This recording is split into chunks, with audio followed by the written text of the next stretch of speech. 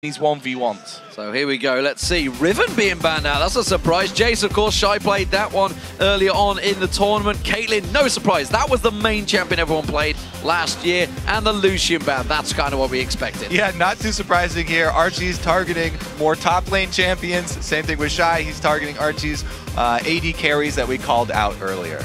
So what are we going to be seeing banned out here finally? And more importantly, after that picked, as we said, a couple of AD carries gone. Jace, Riven here as well, as we see that Archie really running the time down on his final ban. In the end, decides to go for Rengar. Can be an annoyance jumping in and out those bushes. Ooh. And there's another AD carry ban. Draven taken away. So, Shy will not get to use Rengar and take advantage of those bushes that we just talked about. However, Lee Sin can dash anyway, so he's got built-in dashes, and he's still going to go with a close-range champion. This could be a horrible mismatch for Archie if this one goes through, surely. You've got to expect the Lee Sin very aggressive early on, very strong. Changes, no differences, honestly, with this Fortune. There we go. Lock in quickly for Shy. What are we going to see? What's Archie going to stick with? Will he go for Misfortune? Quinn was banned out a lot last year, by the way. Pointed out, no, he's going to switch back to Varus. Interesting as well, the summoner choices. Right now, Shy is actually still sitting on Ignite, whereas Barrier for Archie. So Shy actually, if he can use that at the right time, will be able to get the last tick on, or Shy will be able to last tick kill on Archie with his Ignite. And it, of course, all comes down to that first blood. Back to the rules on that one. You only need the one single kill, and that's the beauty of these 1v1s. Is it going to be a 2-minute game or is it going to be a 10-minute game? Nobody knows. I think that they're at least going to get to level 6 because that's when Shy gets his bird form, or he can call Quinn. Valor, actually. There we go. He turns into Valor. Calls Valor to the battlefield.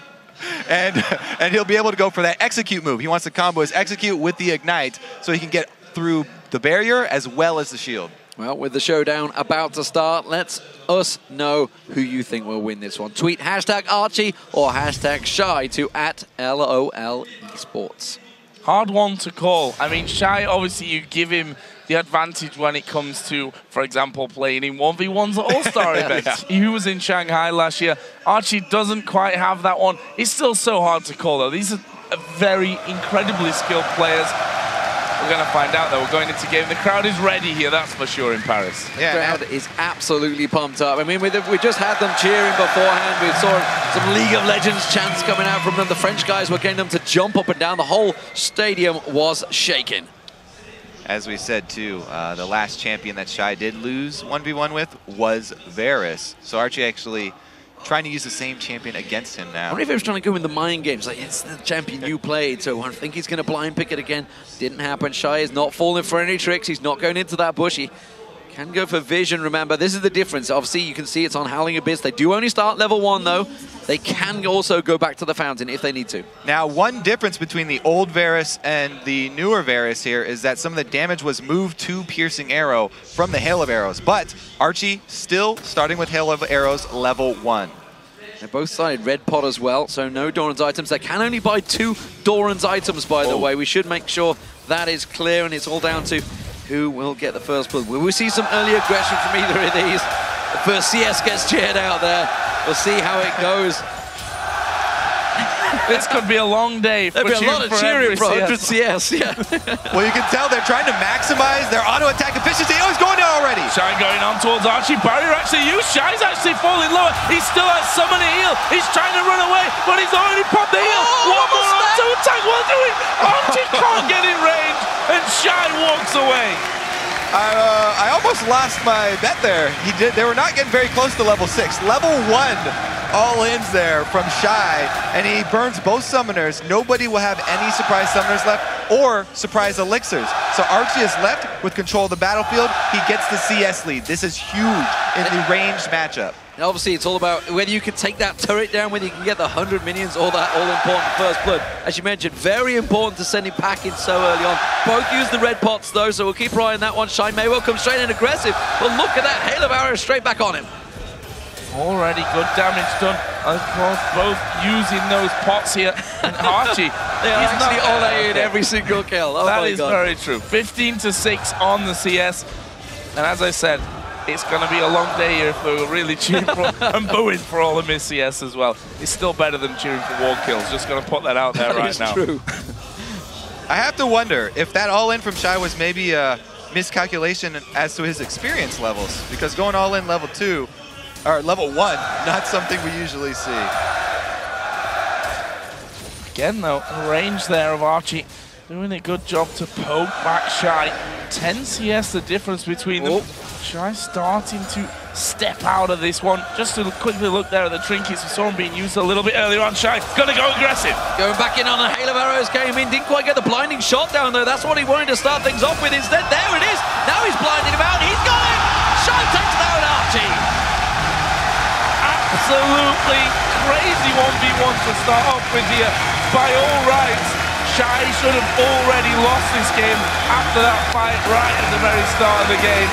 But that's the nature of 1v1. You can make one cancelled auto attack, one step in the wrong direction means you win or lose a fight. Right, he goes back, he purchases first, and he returns once he levels up and gets his blind. Don't go for the shirts, guys, just the jackets. Don't go the full football play. So they trade jackets there, very nicely done. Almost go back to the old football there. We are in France after all. So Shy takes points for Fire. That's an important kill as well, more importantly, because obviously they were 4-2 up. Iceworld coming into this one after Froggen rallied the troops to get them back in there. But that will feel good for Shy, I feel there.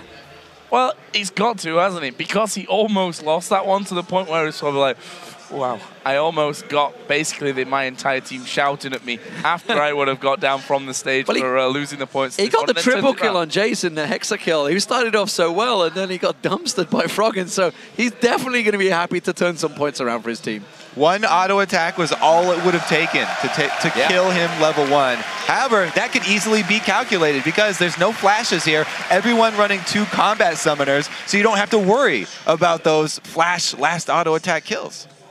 He's going to sit down there in the crowd now, and that's the great thing. We're going to basically run all these games back-to-back. Players all set up on the stage. We move now into our second best of 1. 1 versus 1, because that's, of course, what we're doing. They are best of 1s. They are best of 1s, too. Best of 1 kill, basically. Well, we are going to head into our next duel as appropriately named. Cool from Team Ice will be going head-to-head against the Sycon Jokers QTV from Team Fire. Yeah, and yesterday, Cool played a beastly Lee Sin, showing off his mechanics on one of the more complex champions in the game, as well as his flexibility. And now, he played up to the quarterfinals last year at Worlds, and he was actually the MVP of the 2013 Summer LPL season.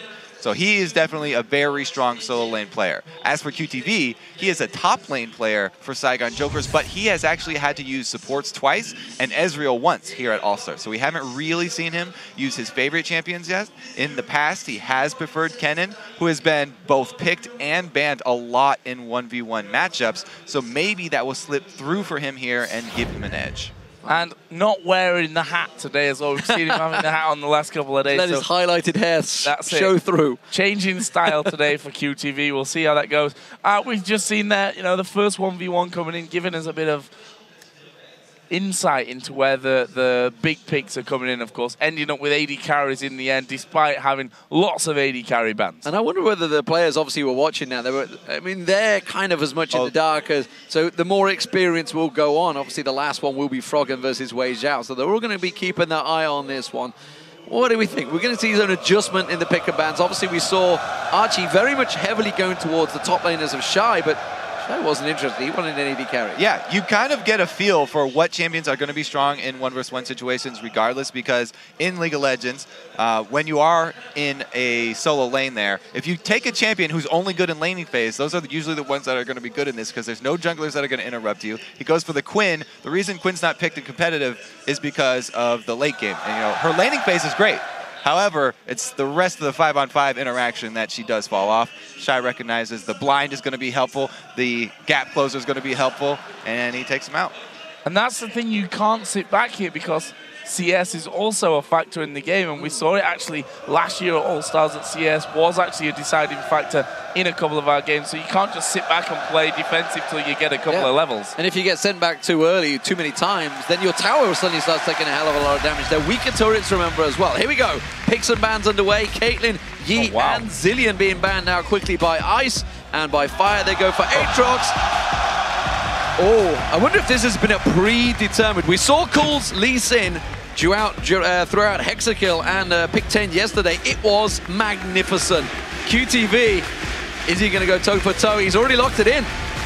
I've got to give it to QTV. He bans 3 A champions. It looks like he does not care what Cool is going to bring to the table. And yes, they will he actually did go across the top. I know this because me and CaoMei had a practice 1v1 earlier, and they're exactly the 3 that I backed against CaoMei, which I did win that game, by the way. We saw Diamondprox obviously do this with Insect last year. Insect came out on top, of course, in that one, despite Diamond having his It's My Jungle GTFO t-shirt on.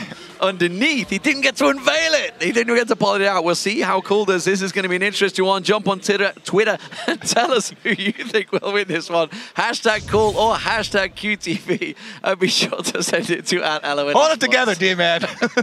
We've got another exciting Lee Sin matchup here. The difference is our only summoner spells right now. 1 Ignite here for Cool, whereas QTV is running with the heal. Now, Ignite... Can you...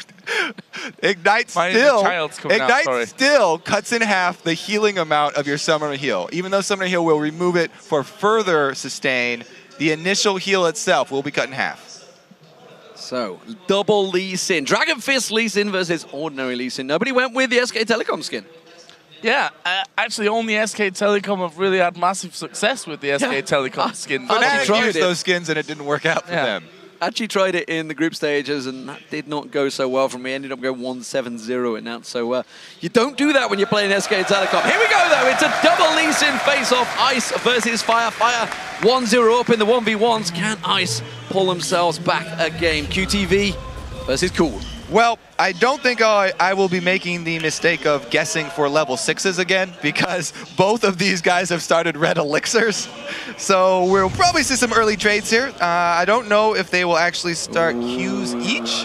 Nobody has selected a spell yet. They're waiting to see. He tried to edge too close to that bush and showed himself. Now, if you start with your E, then it's easier to shove the wave. And unless you have a clear shot, that's generally a better choice, because Q is extremely risky. Probably E into Q for these guys, I'm guessing. So far, it's been a dance battle off, mainly. Both players just going head-to-head, having a bit of a dance. But now that the minions come in there, we'll see exactly how this one's going to go. And we can see that they are indeed going towards that E. All right, let's take a look here. We have a little bit more attack damage on Cool. So QTV, and he doesn't have more armor penetration. Probably attack speed he's opted for instead. Cool's got the early advantage here. You can see he's already pushed him back. Red pot used by both players as well. You can see Cool managed to clear that wave and keeping 3 CS with him. It's a good start by him, but again, Cool can't shove any closer because he's just going to get in turret range. It's a battle of the wave pushing here. He got level 2. Oh, he's got level 2. Backs away, though. And that's the difference here. A bad trade where your opponent gives you 1 auto attack or some spell damage and you don't can mean real bad things for you as well. Means you have to maybe go back, lose CS to the turret. The kill doesn't land on QTV. Heal's already been used by QTV. You can see Cool, he's still got Ignite and Barrier available. Barrier still on QTV, but it's a big advantage for Cool taking that down early. More minions for him there. 10-10 after those waves start to reset themselves and go back into the middle of the map. QTV slightly behind when it comes to current health status. And again, they're going to have a little bit of a head-to-head as they hit that level 3 stage. And we'll see if Cool is going to... I mean, he was not scared of diving in the games we saw him playing Lee Sin. Oh, you can see 225, the heal relic spawns, and it was Cool to manage to get on it. That's going to keep it away from QTV. He's got his own one he can back off to as well. He's been trying to thread the eye of the needle with that Sonic Wave a couple of times now. Now, on this map, the healing has been taken away except for the 2 that are actually between turrets. There's no healing behind your turrets, so QTV can't back off and get those ones. Also, it is 75 seconds now before that one respawns. So Cool has complete control of the map right now. Yeah, keep him pushed onto his tower, keep taking those health relics. And if things get really bad for you, you can simply back away onto your own health relic. QTV actually coming out there a little bit more from underneath this turret. You can see that Cool is starting to gain that CS lead though from this. Trying to edge him out, trying to zone him a little bit. You can see he's just waiting to thread that sonic wave through. QTV. Still got that glowing orb of the red pot. As is Cool, it's going to time out very soon though. We have our first divergence in spell selection here. QTV, because he is so far behind, has put an extra point into the Safeguard Iron Will for sustain, and Cool is looking for that kill. So leveling up the Tempest Cripple to level 2. That health relic will be regenning very soon. There it is. Yep. Cool. QTV goes for it. Cool didn't head him off there. Maybe didn't know the timer on it. Yeah. You can see he does manage to safeguard across. He's going to try and start zoning QTV out here. Just a little bit more damage here and there. Not in the plan, I think, for Cool to let that health relic go over after he picked up the first one, but he should now at least. If he didn't know the timer before, he's certainly got it in his head by now, and that means that he should be able to control that one. For QTV actually coming in there and straight out onto the minion. It made him miss 3 CS, so it kind of worked out there. Keeping his cool though, didn't go diving in on that one. All right, Cool gonna be the first one to cancel a recall. Never mind. Let's see what he's saving for.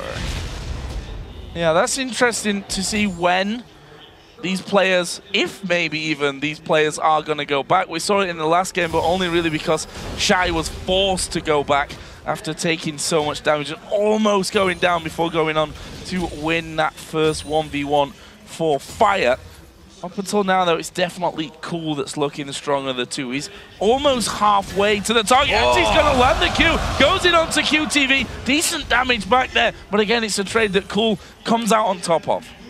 He could finish him here. He could finish him. He's only got barrier available, no heal. He's got ignite and barrier. He could actually end up with a tower dive. They're about to hit level 6. You can see it coming out. Surely got to feel the pressure. Surely he's going to go for this one. Yeah, level 6 hit by both players at exactly the same time. QTV's going to be hovering over that R to kick him away as soon as he comes in. QTV has to be very, very careful about his minions going down because that's when Cool's going to be shooting his Qs right through. Sonic Wave miss. There's the ignite used as a little too early, and it's actually brought 2 tower hits on Cool. That was a mistake. That was a bit of a blunder right there, but it did back QTV off from some of the minions, and Cool still retains a giant minion lead.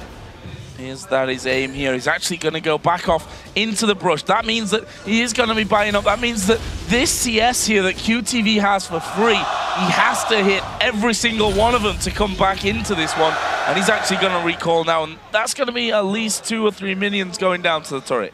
All-out aggression from Coolo. Double Doran's blade. He can only buy 2. That's why he's gone for the longsword and the health pot afterwards. It wasn't because he couldn't afford it. It was because you're simply not allowed to in the 1v1 rules. You can see, though, look at QTV. Double Doran's blade and a red pot. That could give him a big advantage in the big engagement that's surely to come. Yeah, he needs something to get back into this game. So he can't go for a static item, looking for the extra power from the elixir. He's freezing the lane.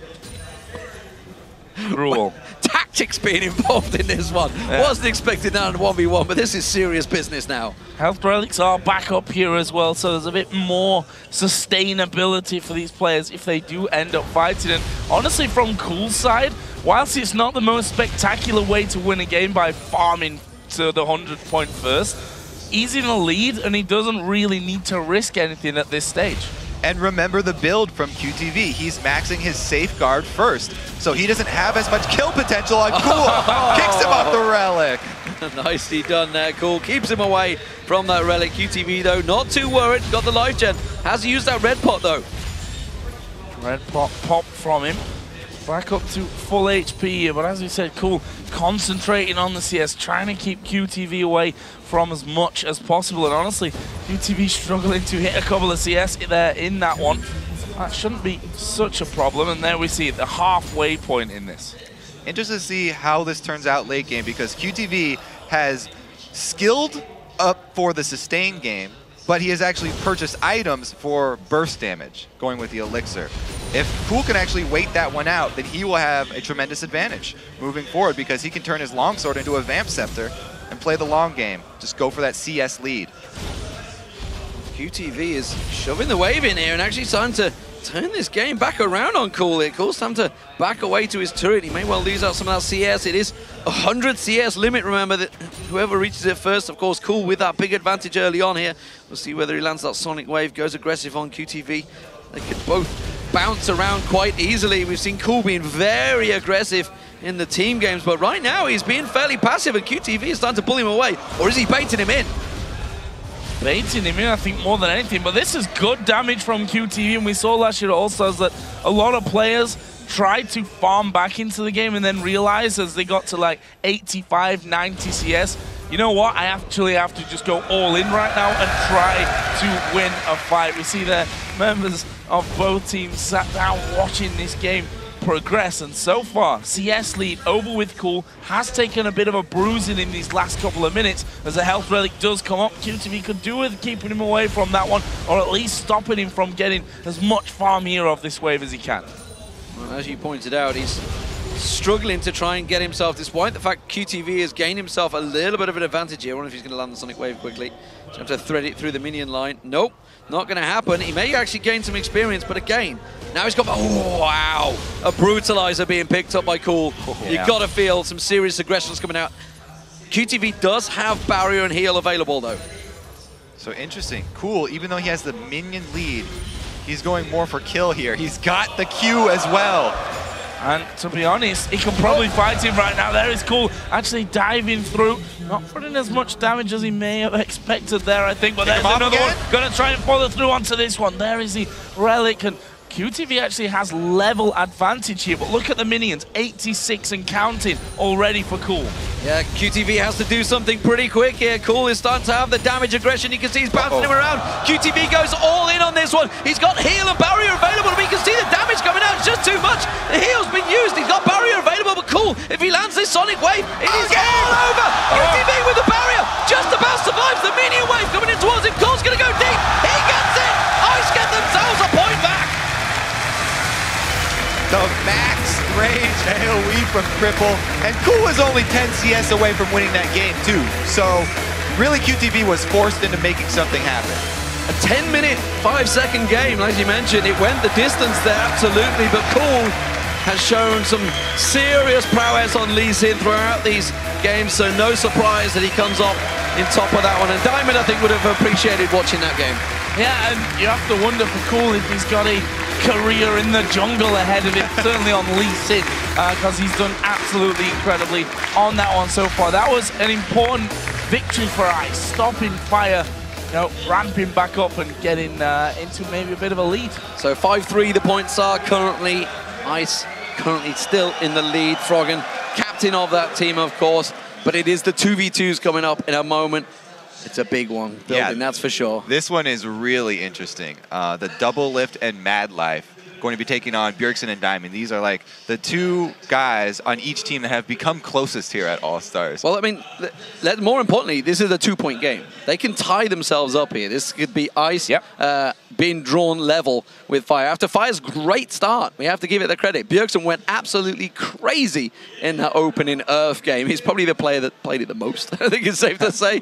Earth, and it actually fits his playstyle, the crazy fast mechanics. But you can see them on your screens there, Doublelift and Madlife, or Double Life and Madlift, whatever you want to refer to them as, setting up alongside Bjergsen and Diamond. And Diamond, of course, played a bunch of games last year with, or against, I should say, Bjergsen when he was on NIP. But now, of course, they are cross-Atlantic buddies.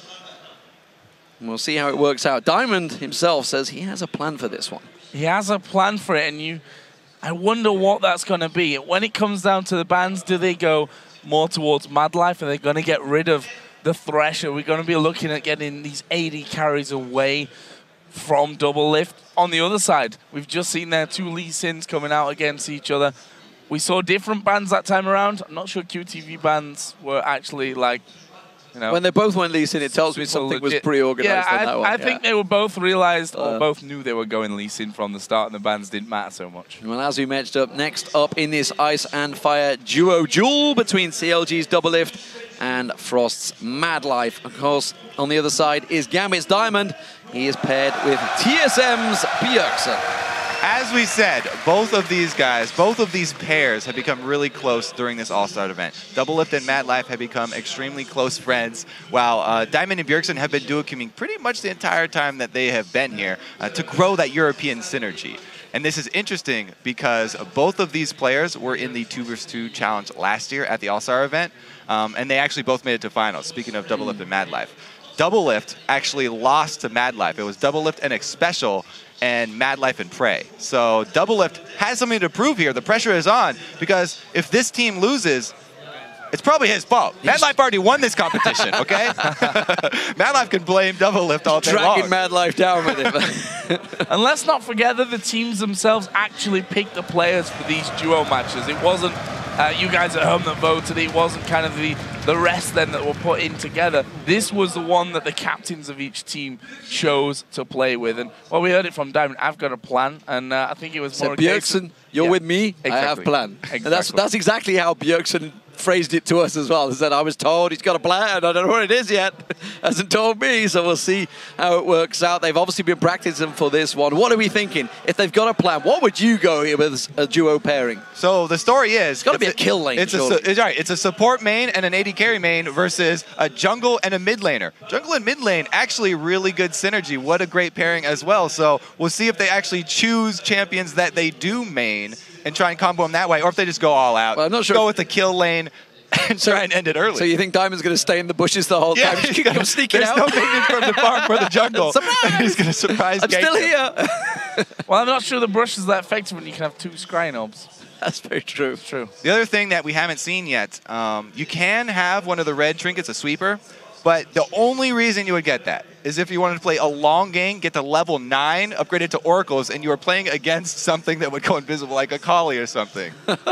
It's a long stretch, that's for sure. There's a little small chance. I'm pretty sure you wouldn't be. I think they'd be at 100 CS by 9. They only just hit 9 then. They're already at 90, but they missed quite a few CS. I think it would be definitely a long game play, that's for sure, the longest. So will we see AD carry supports? Will we see the Thresh? I mean, obviously there's 3 bans in here as well for either side, so I'm expecting Thresh ban, Vayne ban. I don't know about the Vayne ban. Maybe the Lucian ban. Played Thresh and Vayne in the last match, and they actually lost that lane early. Yeah, so Madlife ended up divorcing him and going to the top to Archie.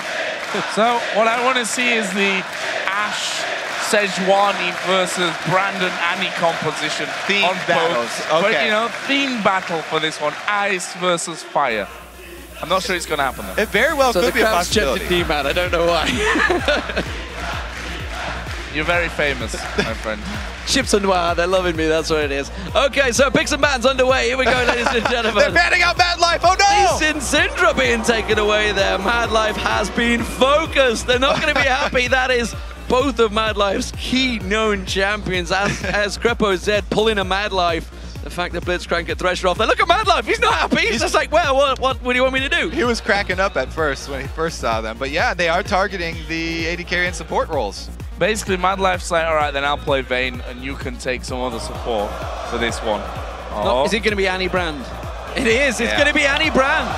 That was one of the combos that was pretty heavily favored last time around, and actually it looks like Team Ice are going for the double AD. So this is a big strategy by both teams. Obviously the range advantage with Ice, but there's a big kill lane in Annie Brand. Yeah, it's going to be fire versus, I guess purple is sort of a theme on this other side, if we want to stretch it. But this fire lane, actually I believe it was used in competitive play in Korea. Monty will correct me if I'm wrong, but I think Frost and KT Rolster used it, actually. And one of the teams won with it. I think it was Rolster that won. So the great thing is, of course, that you've got masses of stun going in there and some really focused damage, especially when he gets level 6. And that, okay, game number 1 showed us that maybe we're not going to see too much level 6 play in these games. The second one said, okay, we probably are going to. And I'm thinking the 2v2, when you have to get 2 kills rather than just the 1, but it could last a little bit longer on that. Yeah. It could, and it doesn't matter whether it's 2 kills at once or just 2 kills consecutively. That's all you got to do. Well, the champions are picked for this match. Send us a tweet with your prediction for the winning duo to @LOL eSports using the hashtag IceWin or hashtag FireWin. And, you know, seeing Doublelift and Madlife's face just at the end of that, as soon as they saw the picks, I was like, yes! So they are pretty confident that they've got this one. Should we change those hashtags to like hashtag purple win and hashtag fire win? Because they have sort of a theme. They're going with the Arctic skin on Varus at least, and the Arctic skin on Kennen. See? That works with the theme. Exactly. So it is kind of fire and ice. There we go. That's good. We're happy perfect, about actually. this one. But who's going to be the strong one? I mean, we could also see these play, although I don't think so. You know, you've got like... Just go with it. Come on, Joe. You just got to go with AD carry, and you've got a mid laner. They're both absolutely amazing at farming, right? They could well just sit back and farm to 100 faster than the other. Maybe what they do. I think the fact that they've gone for ice and fire theme comps tells me that the chance of fighting a lot is high. And if you are in an Annie Brand lane, you're looking to kill somebody. This is a stun lock lane. Annie sets up Brand very, very well. Usually Brand's combo is extremely hard to land, and that's why he's not taken. Diamond dancing around Bjergsen there. Keeping that fire going. I wonder who chose who was going to play who here, because it's Diamond that came up with the tactic. I think he's just Iron Brand. You are on Annie. Well, judging by the way that he made Bjergsen play this game with him and just said, I'm the captain, you're playing with me, and that's how it's going to be. It's very possible that he did say, I'm playing Brandon, you're Annie. So do you think that he will be the carry and Bjergsen will be his support this time around, beating over CS? Let's see who they focus CS on, or if it's just every man for himself. Well, everybody seems to think Fire could win this one. They had the vote there, just close to 60%. And this is going to be the problem. It's like, while you say the ranged AD champions, these are both very high ranged AP champions as well. Oh, bit of damage being exchanged there at the very start of things. Early CS advantage did go over onto Fire, but that's pretty much not even the end of the first wave here. And there we see 5-2, it's going to be 5. I can't see Doublelift missing this CS. So yeah, 5-5 after that first wave coming in. Pretty decent job on that one. Bjergsen has a stun worked up here, so they need to be a little bit careful. Positioning around these minions is extremely important, especially for Team Fire. If they can avoid the harass from Madlife early, whoa! Oh, it's all on Doublelift. There's the stun lock. The exhaust is going to be used on both sides, but you can see Bjergsen, Madlife's all over him. Dead. One more shuriken comes in, and now Diamond's in trouble. The long range from Doublelift, but he goes down. But Madlife can finish the game right here. One more shuriken threading through. One more He's on the tower. Oh, the barrier blocks it for the minions. He just about gets into the bushes and saves his life. Diamond may go for this. Absolutely insane stuff here. That would have ended the game, whether that was Madlife going down or Diamond going down. So very, very close. Healing relics are about to come up. They also restore some resource for your champion. So if Diamond had been able to get that, it would also give him mana back. But he has to go back to the base, get back to full life, because the next person to go down, doesn't matter who it is going to lose the game. So Madlife actually stuck around from this one. He decided not to recall out and get himself back up to full HP. So he would be the obvious target, a little bit more mobile, but if you can chain those stuns onto him, it doesn't really matter how mobile you are. Summoner spells as well. Bjergsen still has flash, so there's still a flash stun possibility for him.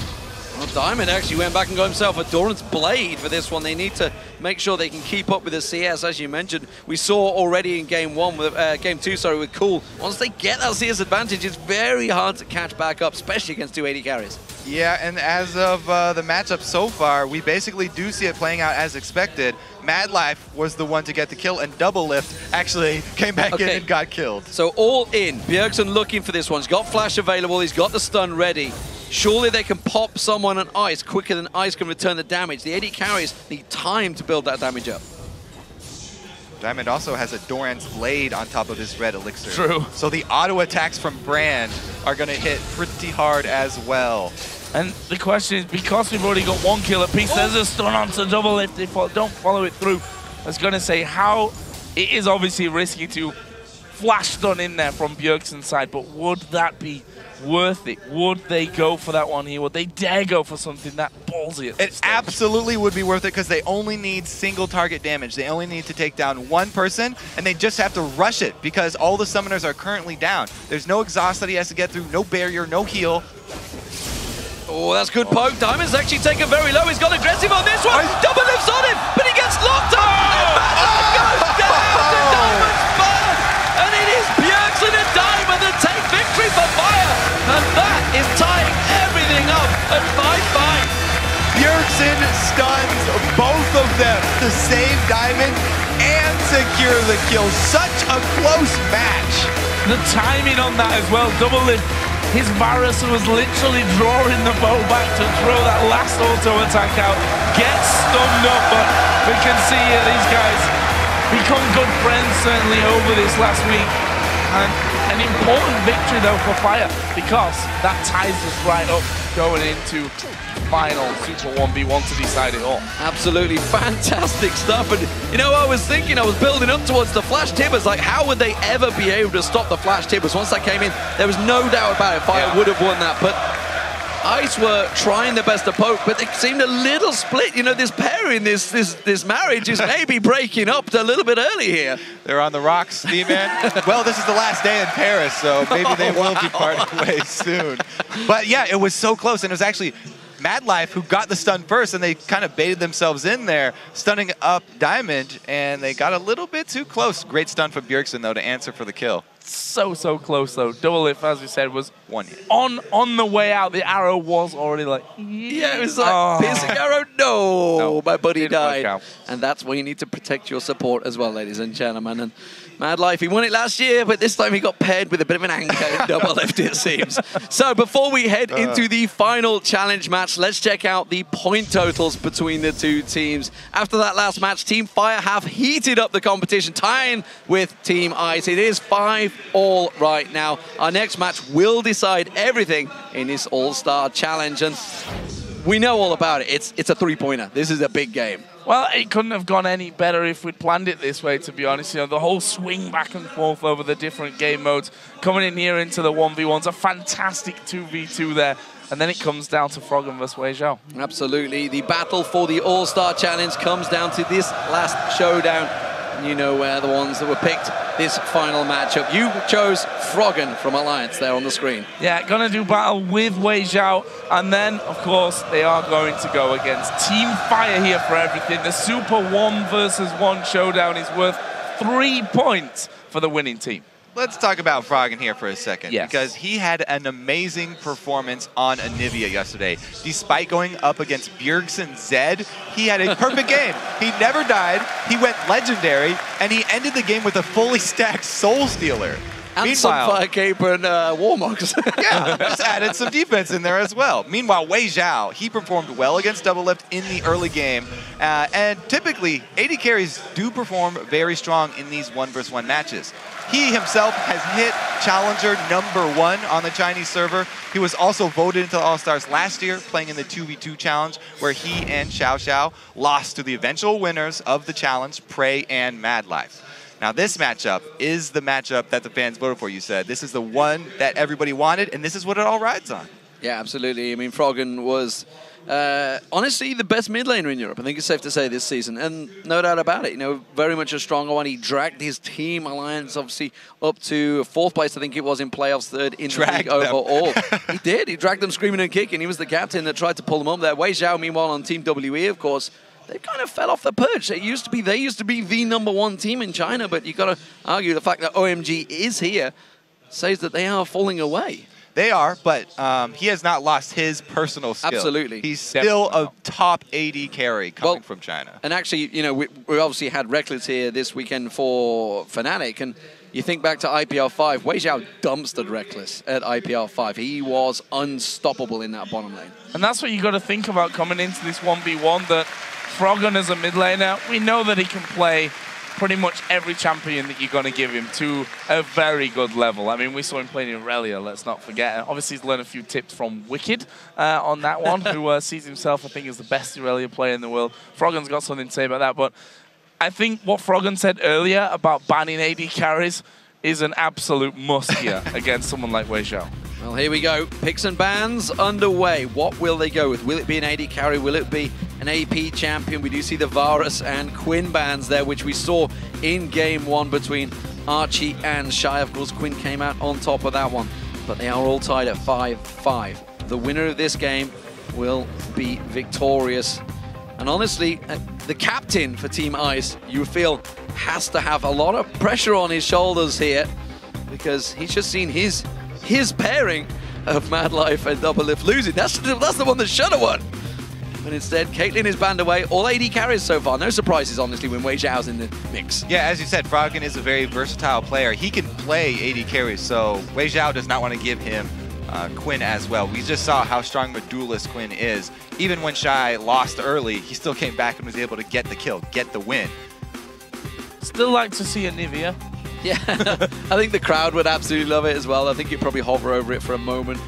Actually, Lulu taking well, that's away not here, surprising. final match. WeiXiao played it very well. We just saw with the stats. It was 14-11 or something like that. Crazy, crazy stats. Kennen the final ban, and Froggen currently sitting through. Okay. Everybody's seen the Karthus LeBlanc discussion that Froggen's been having lately, and well, Faker believes in Karthus as well. And Froggen sometimes believes that there is not a lot that can beat Karthus. I'd be interested in whether he does put his money where his mouth is or whether he changes around, which he has currently. Interesting. Yasuo would be much more exciting.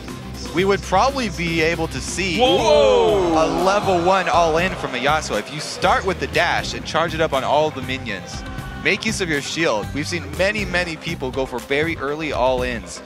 And with people not taking flash on this, it truly is an all-in. You're not coming back out. This is not what I was expecting, that's for sure. And actually, now that I cast my mind back and I think of all the bans that have been going, there's been a lot of Yasuo bans against Froggen. We've never once seen it in the European LCS, this split, but it has always been banned against him. So it's clearly something that's been happening in Scrim that's not allowed it through. Yeah, he was basically the first person that everyone was banning the Yasuo against when we first saw Yasuo actually coming into play. So this is an interesting one. The Jarvan as well, not a champion that I had down for WeiXiao. I'll get those words out now, but we'll have to see. I'm not sure about it. Our final duel is about ready to go, so tweet us at LOL eSports using #Froggen or #WeiXiao and let us know who will win this challenge match. You got it right in the last one. They went for Fire and Fire managed to pull it equal. It is 5-all. This match means everything. WeiXiao actually looked a little bit nervous there. I don't know. I think he's a little bit scared of Froggen. His summoner spells say that he's looking for the kill, though, because he's taking Ignite. Once again, we see someone with Ignite. He's got Barrier to back it up as well. You take a Jarvan, you're going to be going all in, that's for sure, of course. Get a little bit of poke early on, maybe with a Dragon Strike going in there. Once that flag toss combos with it, he's looking to dive straight on to Froggen. Here we go, ladies and gentlemen. The final challenge match of All-Star 2014 Paris. It is Froggen for Ice up against WeiXiao for Fire.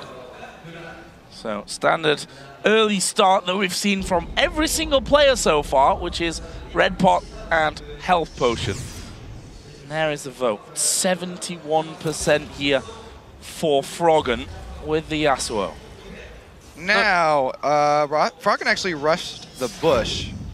And WeiXiao did not rush his side of the bush, but it doesn't matter because Froggen's so scared that someone's in there, he doesn't have long enough range to check it, that WeiXiao's able to step in. And we get some fellows playing with weapons, let's put it.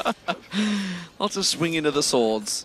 That's all that WeiXiao and Froggen are doing. A good Dragon Strike right now would catch him, actually, which I think he's going to open to look at starting a little bit of poke on Froggen. But the problem is, Froggen, with that wind that builds up, it does actually give him a little bit defensive points. It's pretty funny that you mentioned poke because this is not your usual poke. They both have very, very similar skills, though, just trying to stab each other with their pointy ends. And so far, it's WeiXiao that's bullying Froggen. He's got the experience advantage here. And keep him away from these last minions. Doing a good job of that. 5-2 up here is WeiXiao. I'm wondering if at level 2, is he going to go all in on this one? No. It's like a fencing match right now. Everybody's just going for points. If you can land one of the poke. Ooh, trying to pull the trigger. Tower hit actually on towards him. Red Pot was used by WeiXiao quite early on. Froggen has finally used his as well. But as you mentioned, he's got to be careful he doesn't lose out in the CS. I don't think it will happen. He's generally pretty hot on his CS, but he did lose that one. And that one. Not so hot. Not so hard, but he does manage to get the knockup, and now there's a big hit point advantage over WeiXiao. He's sliding around left and right, and he's keeping WeiXiao guessing. And his dash is fully charged up, so he's looking to take another trade. Oh, this might be enough. This could be it. No, Barry actually forcing that barrier out there, and Froggen, and that's one of the problems that you're going to have against Yasuo. The fact that when there's a full minion wave there, he has so many targets just to dash around, and it's very, very hard to control. And there's the health relic, which I would like that, but trying to push out there might just be the death of him. Froggen's just going to pick that up. He was using it as bait for a little moment there. Didn't quite get the knock-up on WeiXiao this time around, but we already saw how dangerous a combo that is, and WeiXiao is going to have to judge his next flag toss very carefully. He's going to back off. He's using the scrying up just to double-check where the Froggen's going as well. Clever use, but Froggen, he's stuck around, and WeiXiao will be unaware of that one, but he's pretty clear that something's happening. Sticks around for a little bit longer. WeiXiao's is longer. He gets the hit on Froggen, but he still has to worry about the... He's in trouble. No, no. We don't know where Froggen's going right now. He's just sliding. He's ice skating around the Howling Abyss. Excessive dashes. It only takes 4 to charge up fully, get that extra 100% damage. And the shield as well. Currently, Froggen has just brought the CS level, and again, we see WeiXiao actually trying to escape from this one. Froggen will let him go this time around, so WeiXiao is going to come in with the first items of this game. It's a long sword, plus a health pot, plus a mana pot. We'll see how it helps him out here. Whether Froggen's going to... I think he's going to clear this wave off and back off himself, actually. You can see he's making sure he gets the last hit. Now he's going to step away. He has got his force built up completely. He's not going to do anything, though. WeiXiao is just going to have to take the hit. So, Froggen build up a small gold advantage, and it's enough to get him a double Doran's Blade. That's a big difference. Yeah, being able to go back with an extra wave's worth of money is going to be huge, because he already had the advantage on WeiXiao, and now he's going to have the blades to back it up. Although he has no consumables, because it cost him the full 900 gold that he had in his pockets. Oh, straight aggressive. Yeah, not messing around, that's for sure. Actually going in. WeiXiao down to half HP. He's going to go through. WeiXiao gets the help right next to Froggen. There is the knock-up. No level 6, of course. Froggen did actually use his summoner heal there. Because he has no sustain to rely on. It's going to be very important for him to get the relic. Oh, the exhaust goes down. This could be it. WeiXiao's in all sorts of trouble. Where's he going to go? Froggen's just going to keep on building that crit hit up. He's completely separated WeiXiao. One more hit. He's trying to get to level 6. WeiXiao cleverly flag tosses away from this one. Froggen not going to land. And he does keep it safe for now. And that's going to give WeiXiao preference. He's going to back the hell out of there. No, sticks around. He finally just popped his pot there, which it was sad. I'm surprised he didn't go a little bit earlier on. And whoever hits level 6 here, Froggen may just decide to go for that knockup. WeiXiao can throw the ulti in there as well. There's a level 6 for Froggen. Gets the knockup as well. WeiXiao slides away though. So close. WeiXiao absolutely has to back away this time. Froggen may go deep on this one. Yeah, second tower was required for WeiXiao. That's going to give him a big advantage on the tower. He's got a lot of turret damage here. He might be able to finish it. There's a long walk back here for WeiXiao. He can use his dash to get there a little bit quicker, and then the minion wave will actually run out here for Froggen. Another one arrives just in time. He's got to use his dash. He's got to use the dash. He's got to go for this one. WeiXiao's got to go all in, but I'm not too sure. I think Froggen may well get this one with the tower going down. One more hit should be enough. He sidesteps in, and Froggen takes the tower down and takes victory for Team Ice here at the All-Star Challenge in Paris.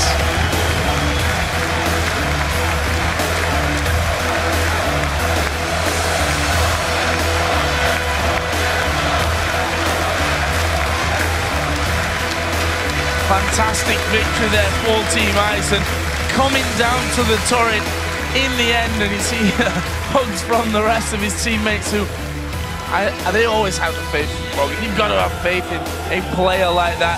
The Jarvan pickup was somewhat of a surprise to us. Actually, was for the early stage of that doing well and was ahead on the farm.